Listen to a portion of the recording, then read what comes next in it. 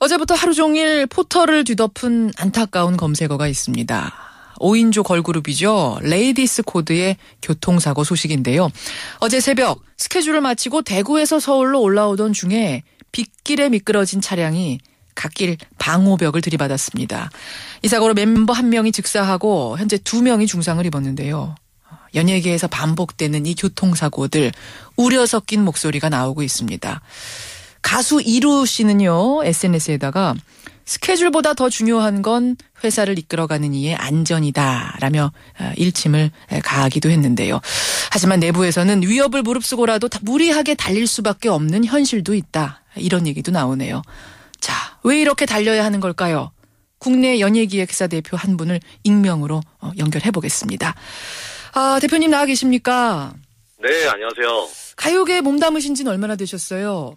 18년째 됐습니다. 18년. 그럼 지금도 기획사를 운영하고 계시는 거고요. 네네. 우리가 흔히 말하는 소위 아이돌 뭐 이런 가수들도 있습니까? 네. 예. 이번 안타까운 사고 보면서 남의 얘기 같지가 않으셨을 텐데 가요계 전반 네. 분위기가 침통하죠? 네, 그렇습니다. 지금 좀 우울하고 예. 좀 많이 가라앉아 있네요. 그렇죠. 새벽 1시가 넘어서 고속도로로 상경하는 길에 비가 왔고 가드레일을 들이받았다. 일단 알려진 건 여기까지인데 사고 원인에 대해서는 더 조사를 해봐야겠습니다만 이것만 가지고도 가요계에선 지금 여러 가지 이야기들이 쏟아져 나온다고요. 네. 어떤 얘기입니까? 일단은 지금 봄하고 가을하고가 이제 축제 행사가 많이 몰려있는 시즌이에요. 아하. 예, 그러다 보니까 이 시즌에 반짝해갖고 또 스케줄을 치고 프로모션을 해야 되는 게 가수들하고 이제 기획사의 입장이고요. 예. 네, 그러다 보니까 이제 피로도도 누적이 좀 되는 그런 부분이 있을 수 있고 시간에 쫓기는 상황이 좀 많이 발생을 합니다. 말하자면 터질 게 터졌다. 지금 이런 분위기가 이제 지금 이런 이야기들이 쏟아져 나오는 거군요. 네. 언제 어느 곳에서 누군가는 분명히 또 당할 수 있는 그런 상황이라고 생각은 계속들 많이들 하고 있고요. 항상. 예, 그렇지만 안 할 수 없는 게 또 회사나 가수들의 입장이니까. 이런 그럼 흔히 말하는 시즌, 그러니까 네. 봄이든 가을이든 행사가 많은 시즌, 혹은 이 가수가 막 음반을 내고 한참 저 행사를 뛰어야 하는 얼굴을 내비쳐야 하는 이런 때에는 보통 행사를 몇 개씩이나 뛰나요? 적게는 한두 개 정도부터 해서 예. 잘 나간 팀일 경우에는 많게 하루에 한 서너 개도 같이 소화를 하는 경우가 있고요. 하루에 서너 개? 예. 아니 이동하기 좋도록 그게 한 지역에 몰려있으면 문제가 없겠지만 그게 가수 좋으라고 그렇게 몰려있진 않을 거 아니에요. 그렇죠. 그래서 회사 측에서는 스케줄을 잡을 때 시간하고 동선을 같이 고려를 해서 같이 예. 봅니다. 그러면 심한 경우는 대표님은 어떤 경우까지 보셨어요? 한 3일 동안에 연속으로 하루에 2개씩을 해갖고 저희 전국을 도는 경우까지도 있고요. 3일 동안 전국 투어. 예. 그러면은 그럴 경우에는 예. 진짜로 시간에 쫓겨갖고 운전을 하는 게 거의 가장 큰 주된 업무가 되는 거죠. 많은 경우 하루에 3-4개 뛰어야 하는 스케줄을 정상적인 시속으로 운전하면서 소화하기는 어렵단 말씀이시군요. 그렇죠. 아무래도 그러다 보니까 과속도 하게 되고 신호 위반이라든지 차선 위반 같은 경우에도 분명히 하게 되고요.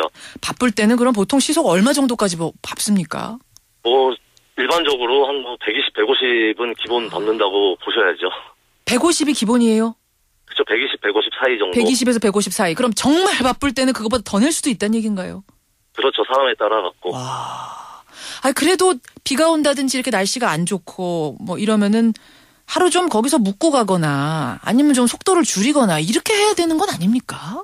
그런 부분에서 현지에서 묶을 수 있는 그런 여건이란 부분이 분명히 안 되는 경우가 많고요. 왜? 다음날 스케줄이라는 게 분명히 또 있으니까. 다음날 스케줄이 또 있으니까. 예. 그러다 보니까 지금 같은 경우에도 그날 1시 반 정도면은 웬만한 행사 스케줄이나 이런 게 다 끝나고서 아마 복귀를 하다가 사고가 난 걸로 보여져요. 대구에서 행사를 뛰고 새벽 1시 반에 이제 서울로 오는 고속도로였다고 해요. 네. 다음날 분명히 스케줄이 있고, 피로도 누적이 되고, 그러다 보니까 빨리 들어와서 좀이라도 더 쉴 수 있는 시간을 갖기 위해서. 근데 회사 입장에서는 또, 운전을 할 수 있는 사람을 계속 로테이션을 해갖고 할 수 있는 또 상황은 아니니까요. 늘 이렇게 바쁜 게 아니니까. 예. 그래서 이 시즌에는 어떻게 보면 진짜 특수한 상황으로서 그렇게 좀 바쁜 경우들이 많습니다. 몸은 피곤하고 속도는 내야 하고 본인들도 불안하겠어요 운전하면서.